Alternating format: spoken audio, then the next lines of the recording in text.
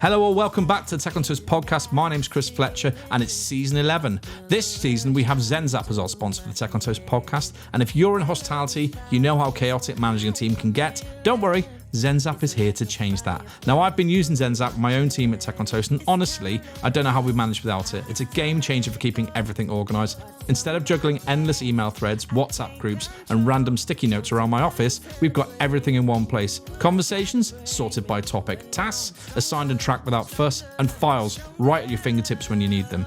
And for you guys in the restaurants, it's a no-brainer. The kitchen team can report supply issues in a dedicated chat. Managers can roll out new specials to the front of house instantly, and task assignments like prepping for a big event, all handled effortlessly. And my absolute favourite part, ZenZap keeps your work life separate from your personal life. No more work messages clogging up my WhatsApp, and no more 10 p.m. pings from my team ruining my downtime. It's intuitive, secure, and works on any device, so you're always connected but always in control. If you're ready to simplify your team's comms and get your evenings back, try ZenZap for free. No card needed, zenzap.co. Go check it out. Big thanks to ZenZap. Big thanks to all of you for coming to listen. Should we get on with it? I think so. Enjoy the show.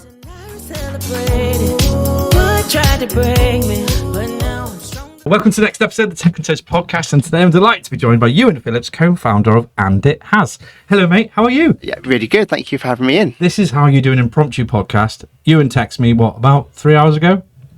I reckon, yeah. I walked from Kensington to Waterloo today. Don't ask, it's a new thing I'm doing. When I've got time, I like to walk rather than get tubes because I'm trying to clear my head and do work. And yeah, now we're here at 1 o'clock recording in Brewdog. Perfect. It's good. It looks very different to last week. Last week was epic. It was so many people. I've got to be honest, yeah, we were a week after service last Tuesday, and walking in here today was a joy compared to what. So I don't know. I really get in my own head over events. I just find it. You put a lot of pressure. You know, you own your own company. You put a lot of pressure on yourself, and it's. I really like the day after. Put it that way.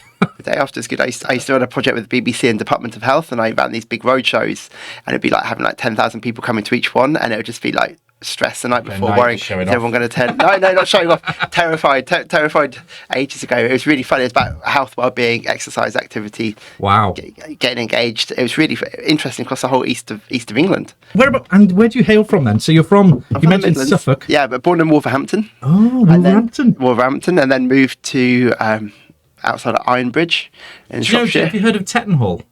I have heard of Tettenhall. I had a girlfriend in Tettenhall at university, just to go. It's near Wolverhampton, apparently. Near Ironbridge, I'm sure. Yeah, that part of the world. And then moved to Worcestershire, lived there until I was 18, then moved to Suffolk to study business studies and food marketing. Food marketing. I feel like Suffolk is the furthest place from anywhere. Is this correct? It kind of is. No motorway, no airport, on the coast. End of Britain. End of Britain. I always wanted to live by the coast, and so I kind of moved out there when I was 18. Yeah, same here. I think when I moved to Wales, when I moved to Cardiff, actually, when I was about late 20s, I saw water. And I was like, it's really nice being by water. I don't know what it is about being by the beach or being by the sea. It really sorts you out. It's a leveller. It really is. It really is. And anyway, we could talk all day. Before we get to And It Has, which I need to understand the name, let's talk about you, because you mentioned a bit there. You work for the BBC, but you've had an interesting journey to this point, haven't you? What have you done so far in your career? Yeah, so my degree was all about food marketing. So I worked with a whole range of different local food producers in Norfolk and Suffolk. Wow. So every day I'd go to college and learn, and then the next day I'd go and work in those different food businesses. It was brilliant. So we got to work in lots of different places, spent time at Selfridges and different brands, taking our products into those spaces. And then worked for Planet Organic for a little while. Oh, wow. Which was really interesting. They were here. I think they had some... Yeah, they had that amazing... basically, Alex Dyer, if he's listening. Chili pesto and amazing... Pinpoint did a stand last week at the show, and they brought... they let the founder order the product for the stand, so he ordered a pallet of pasta sauce and pasta. Whilst I appreciate the compliment that they presumed they could shift that on the day, there was a lot left. I think a lot of people went home with pasta and sauce, but it was Planet Organic. It was lovely, yeah. My favourite. You're one of the people. Yeah. I make it. It's my favourite meal in London is a place called Ciao Bella in Bloomsbury. Right. And they do this amazing thing with chili sauce, some amazing linguine, and then lots of seafood. Gosh, you're making me hungry. I've just had a lunch. I've just had some lunch, which you witnessed, which probably wasn't the most attractive thing. And what led you from food marketing? And what got you into, what was the interest in food marketing? Was there anything in your childhood that kind of led you there, or was it just something you fell into? Always loved food, always loved food products. My grandma had quite a big garden, so she'd grow lots of stuff. So I'd learn about growing and kind of how that works, and then turning that into a meal straight away. We had chickens as kids and things like that. Terrified of chickens. It's the terrifying animal I've ever met.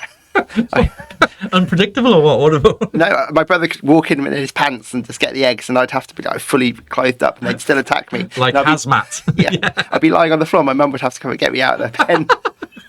A young Ewan lying in a chicken coop. Yeah, terrifying. And that's kind of carried on all the way through. I was still scared of chickens. That's so random. That's why I love this show, because you get to learn all these random facts about people. Yeah, we all have weird stories. Yes, I really do. Okay, apart from chicken, and then food. Worked for Planet Organic for a bit. Then I retrained as a social worker and worked on an organic farm in Suffolk, and then ran a training school teaching people to cook and cater, people with different backgrounds and stories. We had a community kitchen training school. Then I moved in and opened my own community cafe after that. So different people every day. That's quite a calling, right? I mean, because I don't know if you want to talk about it or not, but my son's autistic, and I think you were saying, do you want to discuss that or not? Yeah, of course, 100%. And then your son is as well, right? Is that right? Yeah. And I think I was talking to you just before we came in about belonging in the world and all, don't want to get too deep, but like, kind of where people fit and how the world is a lot more accommodating than it was probably when we were kids. But still, that's quite a calling, isn't it, for you to do that? And I'm guessing you looked after all people from all walks of life who came into that kitchen and kind of did stuff. The kitchen was fascinating. Every day I set this target that everyone would come from a different story, because what happened before was two people would come with the same story. Yes. Like two guys would come from the prison, or two young people would come with Down syndrome, for instance.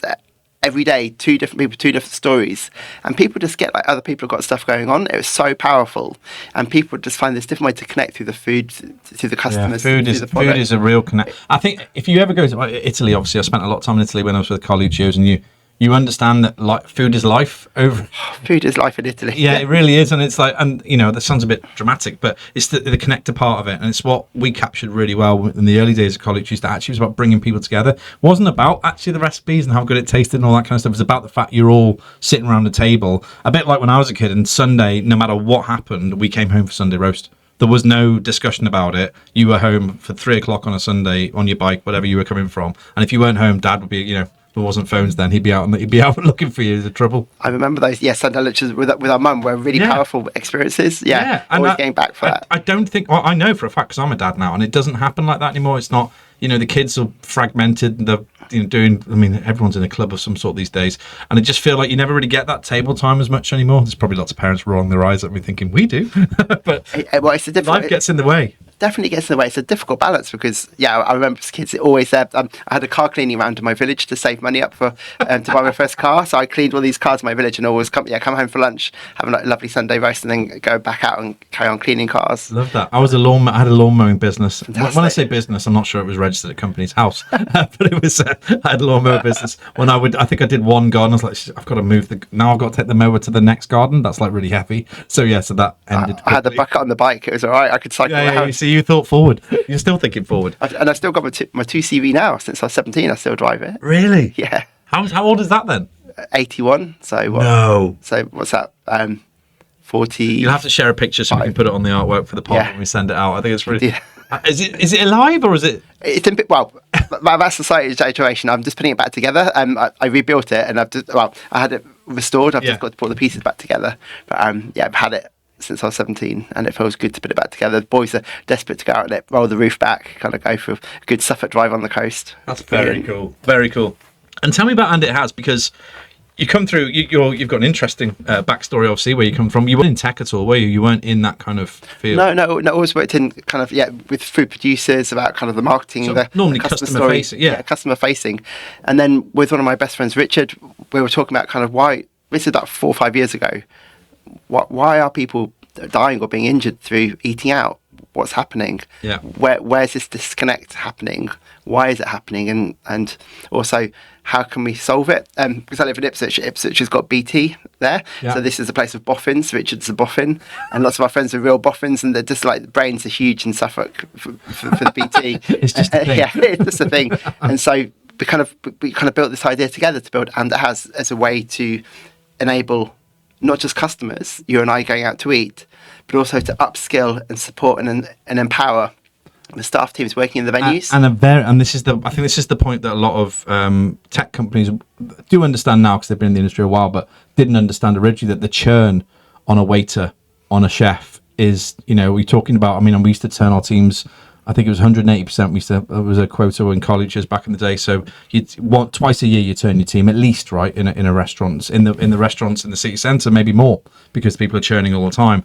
And with that, every time they leave, out goes the door with the training, right? And everything you've invested in them, which is not a bad thing, because they're going on to other things. You've made an impact in their life, but it has to change, right? When it comes to compliance and legalities and allergens and looking after our customers in terms of not killing them or potentially killing them, how do you kind of retain that knowledge in the business and stop it leaving, which is kind of what you're doing, right? Absolutely, definitely, and it's such a weird, it's such a niche topic anyway. It shouldn't be. It's that all of us. It's so strange, though, isn't it? When you join the marketplace, I have to create a category for you, which says a lot about hospitality tech, right? We have 120 partners, and you were the first. I know, oh God, they'll all be like, we do allergens, but you were the first dedicated allergen app that we work with, in terms of didn't have another platform you were doing, because I feel like a lot of technology will have allergens within their suite of products, if you know what I mean, but you are heavily focused on that mission to support that knowledge grab and support customers, right, in their journey when they're eating out. Absolutely. We're really granular. We spend a lot of time.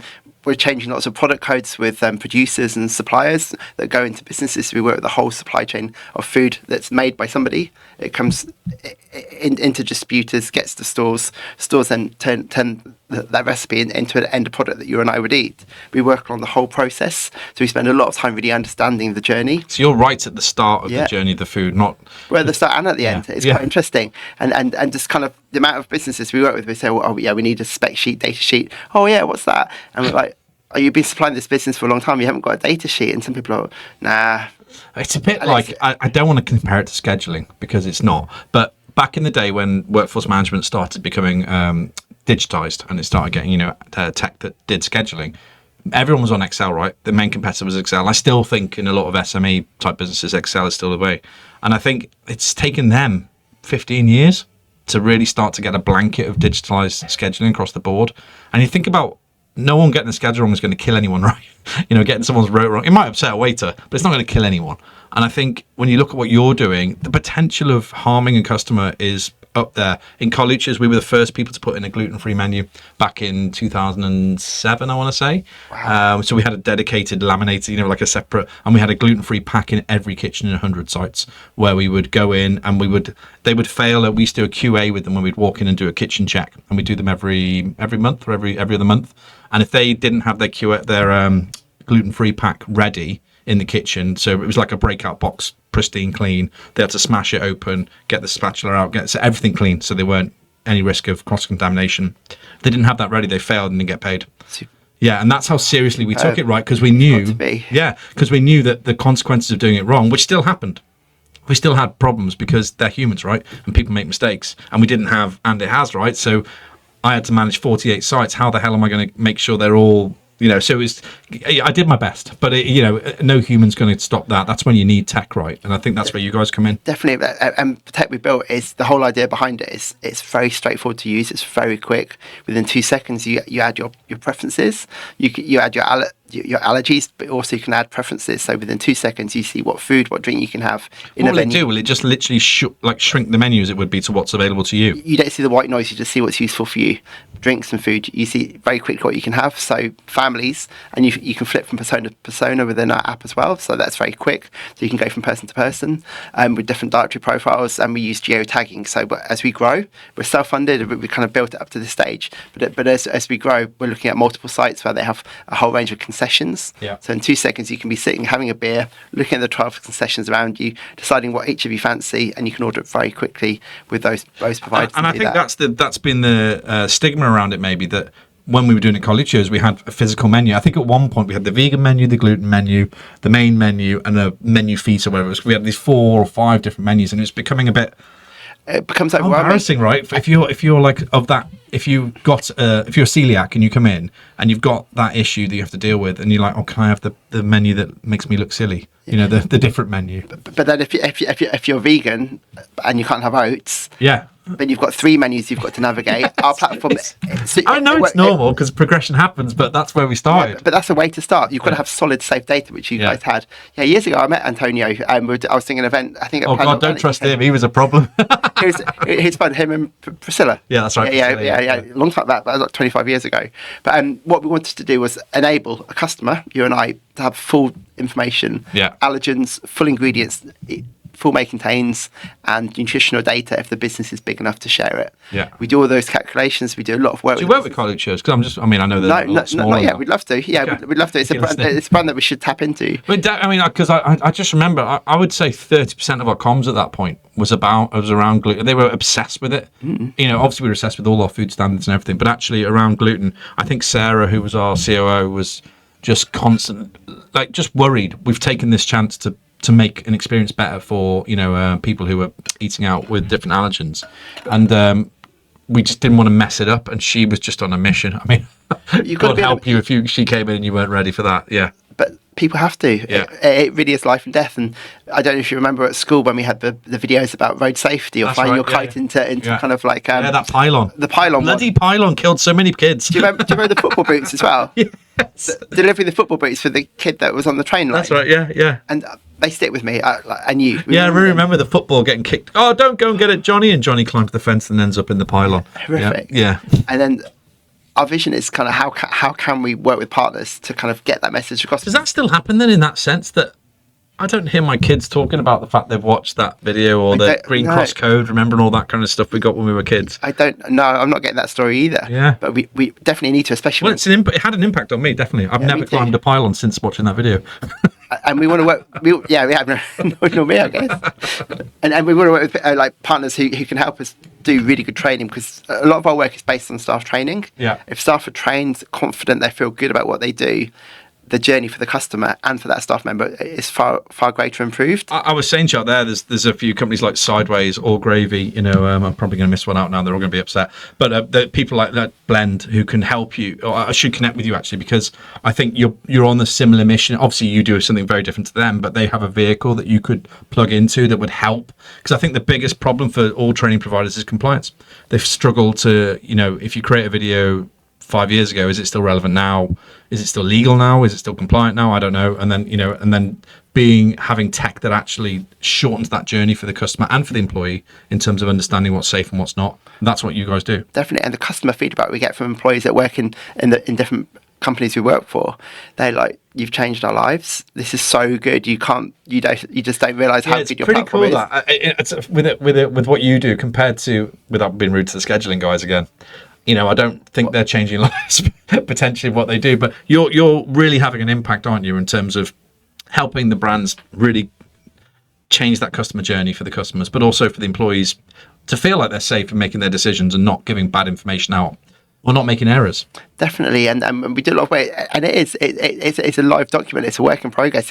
It's always happening. It's always being updated. Every delivery that comes in could be different from the last. It's trying to get that awareness and understanding, because suppliers do change stuff without letting you know. How does that work then? So if I bought I'm trying to think of something, a biscuit from Florence last week on my delivery, and for some reason the supplier over there has changed the nut or whatever it's in that biscuit, how does that then feed through to you?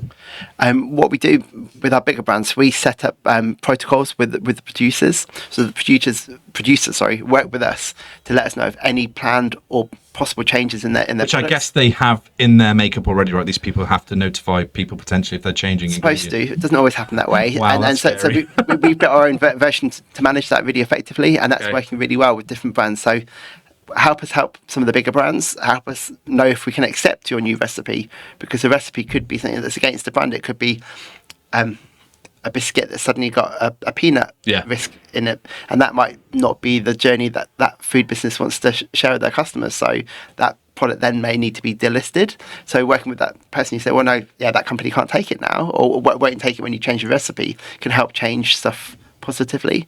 So we do that really early work with producers, and we do really early work to manage the journey. We do label audits. We go into sites and do label audits. Some people self-manage their accounts, which works well, so they do their own audits and their own information. And they supply with that data, though? They supply the data into the platform. Right. They buy the account and they self-manage. And others, we do the whole journey for them. I had a nice story. I was working from home last summer.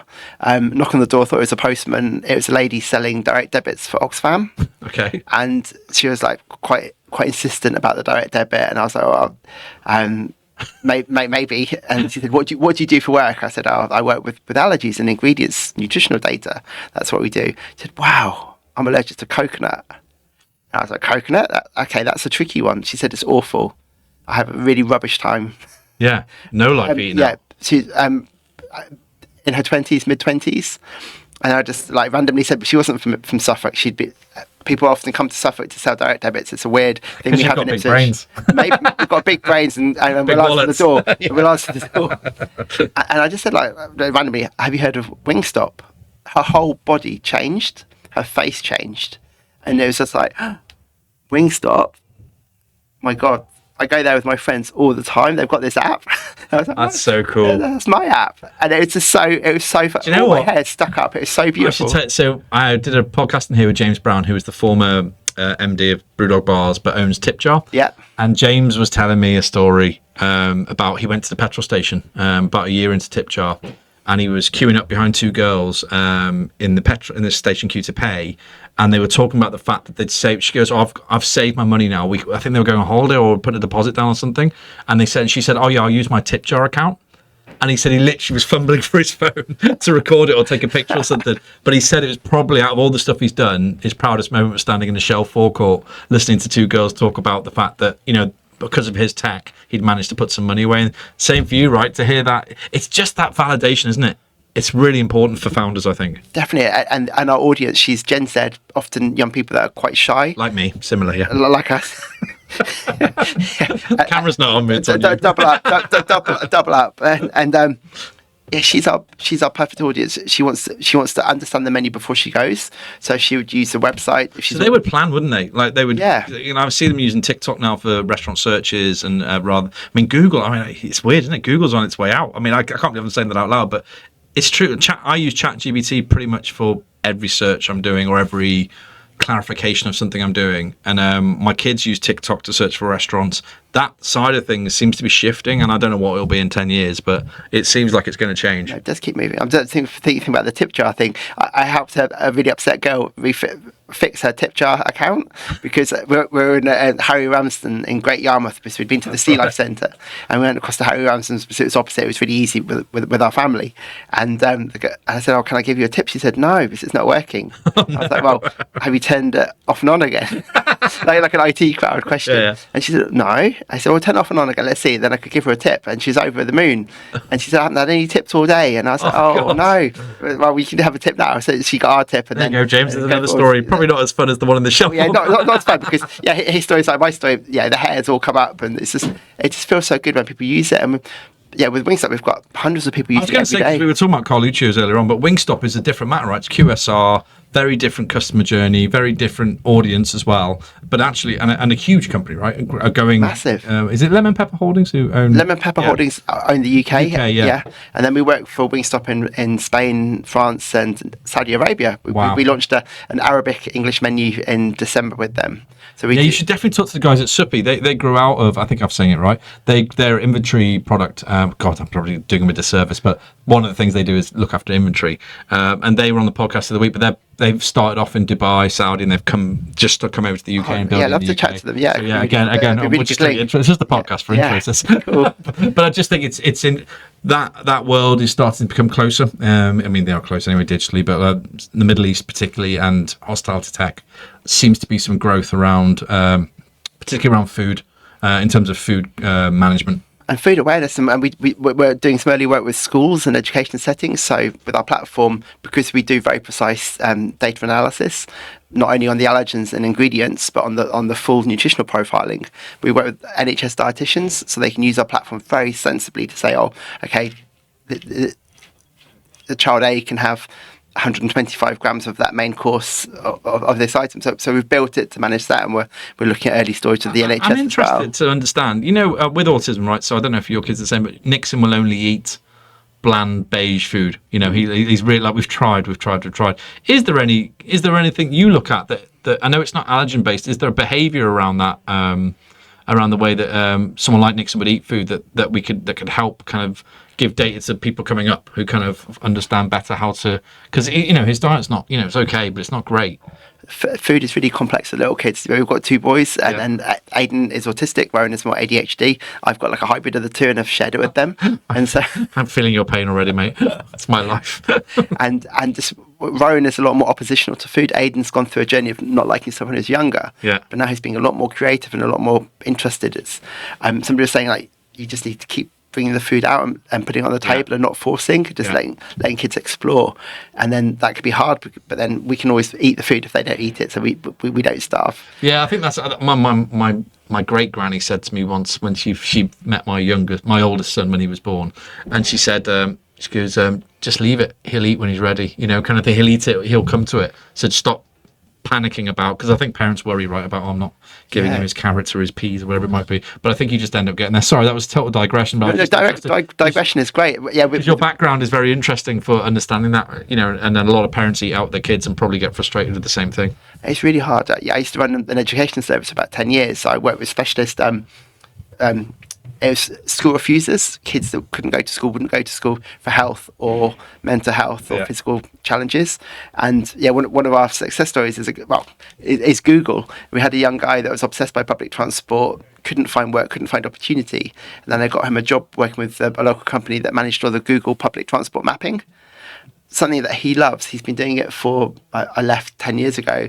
He's been doing it for 12, 13 years. Absolutely loves this job.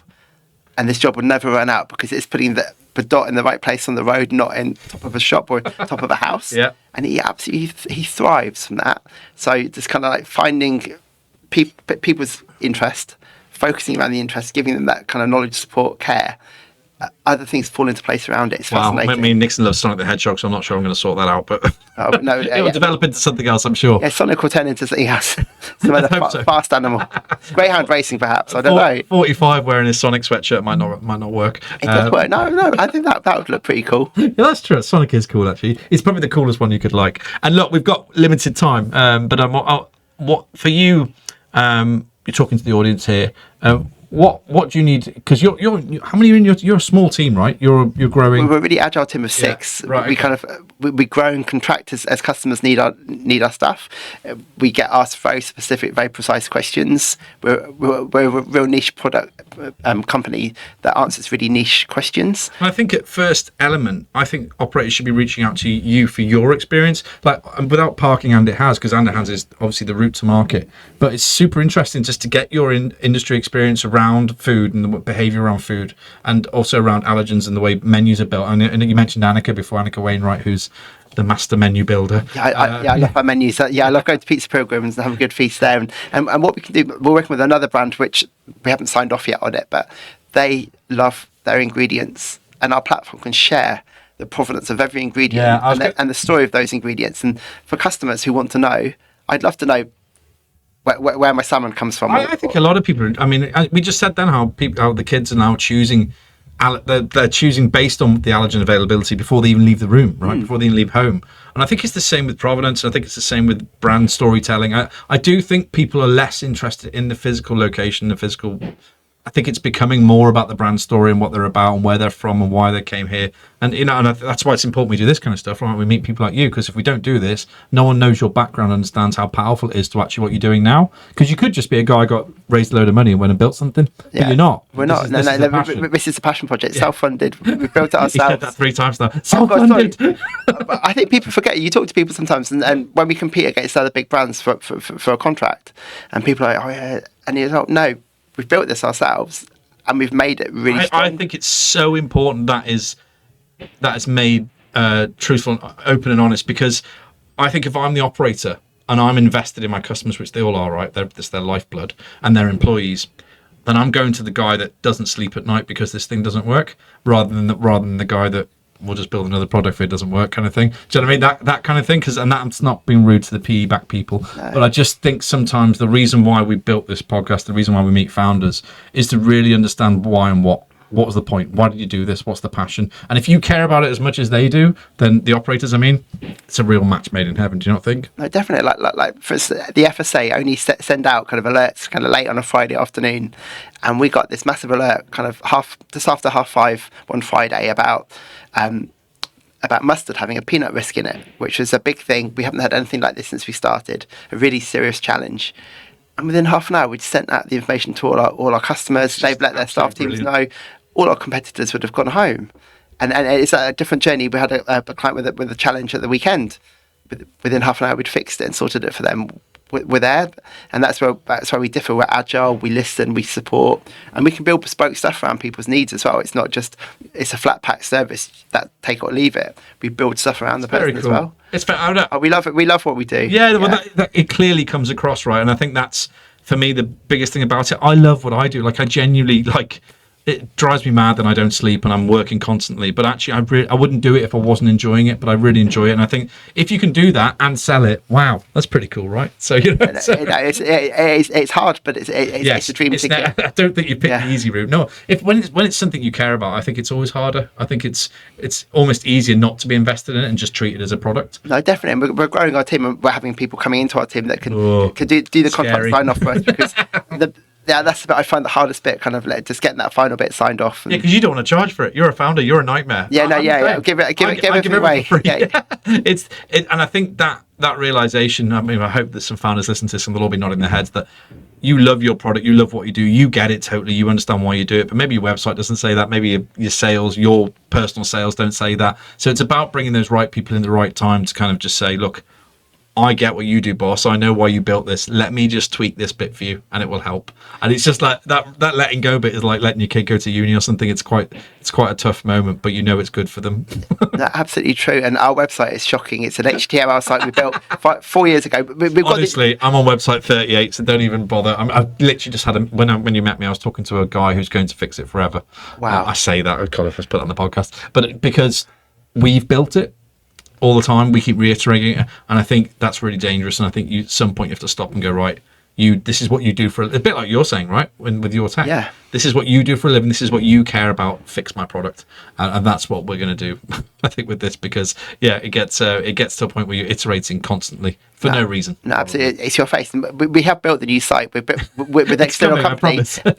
And it's there. It's there ready. It's there ready to go. I've just got to change a few words and add a couple of bits into it, and we can make it live. It's always hard to do, right? Yeah, the last bit is the hardest bit. Anybody who builds putting copy into a website is the most challenging thing. I've had 3 kids. Yeah. It's harder doing the website copy because I'm like, just say what it is, but I can't do it. I asked like a really lovely BBC journalist to help me do it, but they've written it in a way that's not me, so I've got to completely rewrite the whole thing because it doesn't share our passion or why we're different. Yeah, you've got to. I think this is you, this bit, and it's painstakingly if you do it yourself. But I think you're super important. I think because you're so passionate about what you do, and your background it just points everything to that. Tell everyone about it because if you don't, you'll get left behind all these the big guys, the big marketing budgets type of thing. But, we're not them. We're something really cool that's not really yet. Good. Who knows? Well, look. Thank you so much. No, Ewan, you are more than welcome. I'm glad you text now. Otherwise, I'm going to be sitting there eating onion rings for the next hour. So I appreciate. I offered Ewan an onion ring kindly. He kindly declined. I think I was full. I had a quick bite on the way, so I was stuffed. But look, if people want to reach out and find you, because I think for 2 reasons. One, because you should be doing more of this. I think your story is super interesting. I think you should be on stages. In fact, I've got a gig for you in March. I'll talk to you after this. Cool. On a stage at an event. So you should do more of this stuff, and people find out about And It Has. I didn't ask why And It Has. And it has gluten, and it has bananas, and it has kiwi. It's all about kind of the question you As might I ask. said it, I knew it, but until you explained it. Okay, I get it. And it has Ewan. But yeah, so like, how do people reach out? What's the best? Can they go to your website? Are they allowed to, the old one, or do you want to wait? You can definitely go to a really bad old website and to see how basic we made. Well, we made it look like that on purpose, just to show that we weren't a big competitor to our competitors. Yeah, and actually, the website isn't what you're going to plumb into your. No, right? The best way to reach us is either Ewan EWAN at andithas.com, or our main thing is hello at andithas.com. You can reach us those ways really easily. And active on LinkedIn, aren't you? Really active on LinkedIn. Yeah, we'll be able to post this is up. And we had a great article about food safety yesterday with the, very cool, with the Specialty Food magazine, talking about kind of like the journey of food. Well, look, and I think all of our partners, Suppy, Epic Base, Peckish, I'm trying to think of all the different Stock Take Online, all these guys should reach out to you and love to chat to them, share what we do and see how we can add value to what they do, because it's all about adding value and giving it back. Yeah, partnerships is huge, right, in tech, and I think you guys have got a great product and a great founder behind it. Then what are you waiting for? Give me a ring. Thank you very much. All right, well, look, have a lovely day, mate. What are you doing next? Anything interesting? I am going to go. I've had three big bits, and I'm going to the Portrait Gallery. Are you really? I need a bit of kind of downtime, so I'm going to National Portrait Gallery. Reset, drop my bag in the thing so I can't look at anything, and just walk around without anything in my pockets. Yeah, my reset is the journey home from London. I find that on the train. I don't know about you. What do you do on the train on the way? Do you train in and train out? How do you get in? Yeah, train in, train out. Yeah. Is it like an hour and a bit, or? An hour and 5 minutes. Live 3 trips. It's really fast now. Wow, that is good. It's brilliant. I was going to say that's my reset time. I have like an hour and 45 minutes on the train, and I kind of just either watch a movie or I just plow through 50 emails or something. I want to go to Finland. I was working in Finland a couple of weeks ago. Yeah. And just looking at the allergy story there, and it's really interesting. And then doing some work with different clients. But the train journey was 6 hours. It was the best train journey in the whole world. And I had a little, same 2-story train upstairs, my own table, coffee. The trains are different gravy, aren't they, in Europe? They had a kids' train in it. What do you mean a kids' train? It had slides, swings, like a library. But in a train? Like Brewdog, but in a train, yeah. What? It was amazing. I'll show you some photos in a minute. I need to know about this. Yeah, my kids they love a train. I don't know why. Oh, this train.